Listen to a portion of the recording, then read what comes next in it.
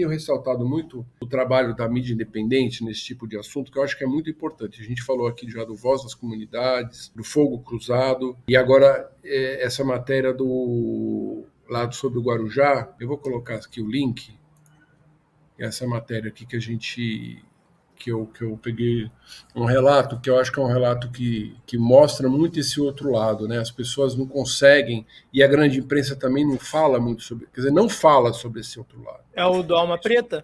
Então aqui, ó, tem uma aqui que eu acho muito bom, assim. Deixa esse aqui, transmitir aqui, ó, dá uma olhada. Mas eu queria ler esse relato de um morador que não se identifica, né? Geralmente, eu já fiz esse tipo de cobertura, você chega lá, as pessoas morrem de É medo esse da aqui? Eu polícia. sou um alvo fácil para eles? Não, é esse aqui, ó. Eles não respeitam ninguém. Eu botei aqui, ó. Estão invadindo as casas à procura de qualquer pessoa que tenha passagem pela polícia ou tenha alguma tatuagem. A gente chegou nesse nível de loucura. Então, quem tem. Ontem até a Bianca Sessa estava aqui falando que ela tem um monte de tatuagem, não sei o quê. Então, se você tem um monte de tatuagem, mas mora na favela, que não é o caso dela, você. Então, exato. Entendeu? Sou gangster. Se você tiver tatuagem, tiver passagem pela polícia e for preto, já é um alvo, assim. A Já gente era, vive esse tipo. E os caras ficam falando assim como se eles chegassem lá e eles precisam realmente matassem os bandidos, né? E o cara falou: estou com medo, sou trabalhador, nunca tive nenhum problema com a justiça, mas sou negro e tenho o braço tatuado. Eu sou um alvo fácil para eles. Quando escurece, eu não saio mais de casa. Pois é, cara. É aquele caso, se uma pessoa dessa que já tá com medo, ela já tá intimidada na rua que ela mora, ela sai de casa com um guarda-chuva na mão, já era, cara. Já era, então. Ela já tá intimidada, ela já tá vendo o que tá acontecendo ali na periferia onde ela mora. Qualquer susto que ela toma, fudeu, toma um tiro. Então, mas aí vai naquela história, né, Claudinho, das pessoas acharem que assim, se vende muito, principalmente nesses programas policiais aí que muita gente assiste, tem uma audiência muito forte, como se essas operações de certa forma fossem cirúrgicas, né? Então o cara chega lá e vai e consegue fazer com que só os bandidos morram, e se vende muito, existe um discurso também, não é só que as pessoas acreditam nesse tipo de coisa, né? Existe um discurso que eles chegam lá e só matam bandido, né? Aqui até o Gabriel aqui que nos ajuda mandou também uma das vítimas aqui do Guarujá, tá aqui, vamos até ler Felipe Nascimento, né? Felipe Nascimento, jovem 22 anos, morto pela PM em Guarujá. Era um garçom da barraca de praia, tinha filha, enteados e sonhava em ser TikTok. O patrão disse que o jovem trabalhou com ele por 3 anos, era pontual e um dos que mais vendia. Mulher que contou que no dia da morte, Felipe saiu de bicicleta por volta das 8 horas para comprar macarrão em um mercado próximo e morreu. Então você tem, geralmente, eu acho que esse tipo de jornalismo serve muito para você humanizar a situação, né? Porque você, tá aí, ó, tem a foto do cara, patrão dele falando dele, só que a vida dessas pessoas, infelizmente, no Brasil, vale muito pouco, né?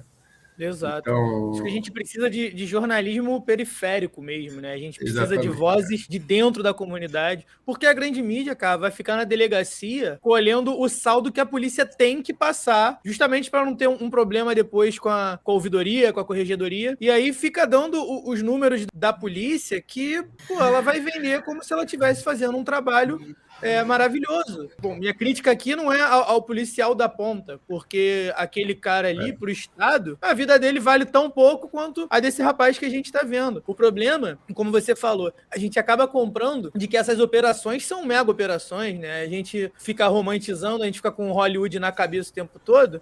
Só que não, cara. No caso do Guarujá, principalmente, a polícia, os caras estavam de luto. Foi vingança aquilo. Foi uma missão de vingança. Você perde um colega de trabalho, não é o ideal você ir trabalhar no dia seguinte querendo compensar, querendo. Não, você tem que respeitar o seu luto. Aí vai, pega uma mega operação junto uma caralhada de soldado, de militar que, porra, tá de luto, tá abalado e vai mandar fazer mega operação em favela. Os caras vão matar todo mundo. Aí que é o problema, né? Porque daí também tem um outro lado, né, Claudinho? Quando as pessoas ouvem esse nosso discurso, elas estão tão, poluídas, isso está tão introjetado dentro delas, esse discurso de ódio, que elas falam que a gente está defendendo os bandidos, que a gente está defendendo esses caras também que andam fortemente armados, né, esses grandes traficantes que dominam a comunidade. Então, assim, eu acho que é possível a gente ter um outro tipo de abordagem na segurança pública, entendeu?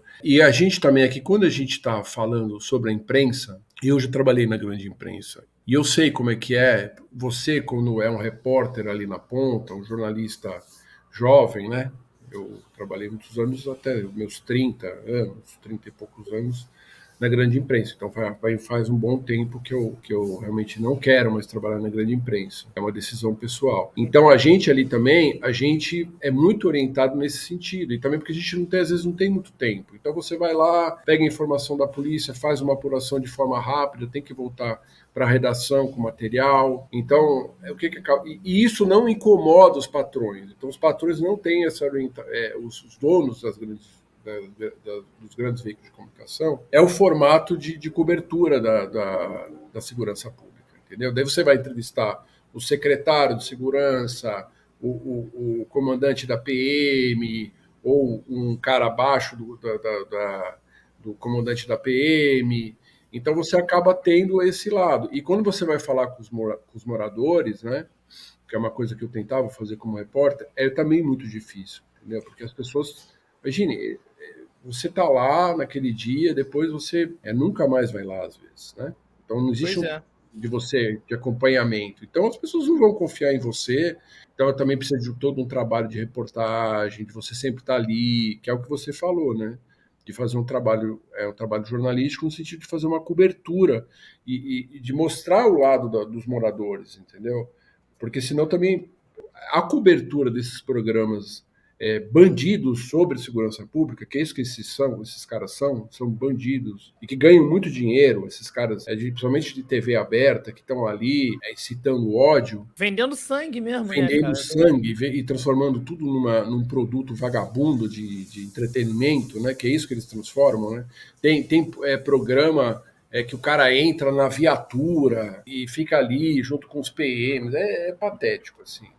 Então a pessoa acaba criminalizando toda a pobreza, aumenta o racismo, aumenta a separação, né, entre as... Porque eu mesmo estava dizendo que eu fui passar férias no Guarujá, entendeu? E você sente isso no Guarujá, esse apartheid que existe no Guarujá, essa diferença social insana no Guarujá, até para a hora de você ir embora do Guarujá, tem um túnel que você corta a estrada que pouca gente passa, eu fui embora por ali, é ali que aconteceu todo o problema. Então você vê ali parte do morro, você vê toda uma situação muito grave, que é uma de pessoas muito pobres ali, é uma comunidade muito pobre. Então, e daí, isso é também, de certa forma, que a cobertura da grande imprensa faz, é nunca ligar a situação de caos na segurança pública com o problema social brasileiro. Então é sempre uma coisa... E se você for falar isso, você não vai ter mais lugar, né? Se você for um repórter policial que vá abordar esse tipo de coisa, dificilmente você vai ter espaço num grande veículo de comunicação. A gente só vê a mídia independente mesmo tendo uma abordagem mais radical no sentido de olhar a raiz, né, no sentido etimológico da palavra, não no sentido ideológico. Olhar para a raiz do problema, porque não adianta a gente ficar arcando com guerra, ficar botando gente pobre para atirar em gente pobre, porque isso não vai fazer a menor diferença no plano geral das coisas. E você falou do Guarujá, cara, eu penso muito nisso, pelo menos em municípios litorâneos, né? A gente tem os prédios gigantescos, as mansões de frente para a praia, e atrás sempre tem uma comunidade muito pobre. Aqui no Rio de Janeiro a gente tem isso em toda a praia, praticamente.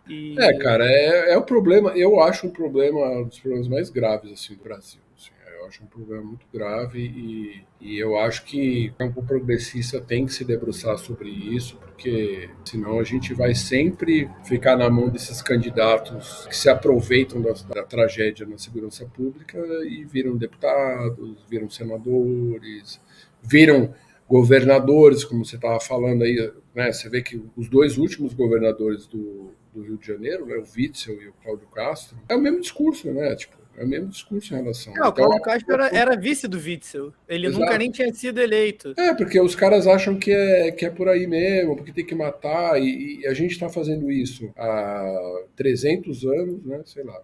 Exato. Nos últimos 50 anos, pelo menos, é essa a política. Eu tenho 51 anos, desde que eu me conheço por gente, tem essa política, então pelo menos há 40 e poucos anos eu vejo esse tipo de coisa, e a coisa não melhorou, né? Então, Exato.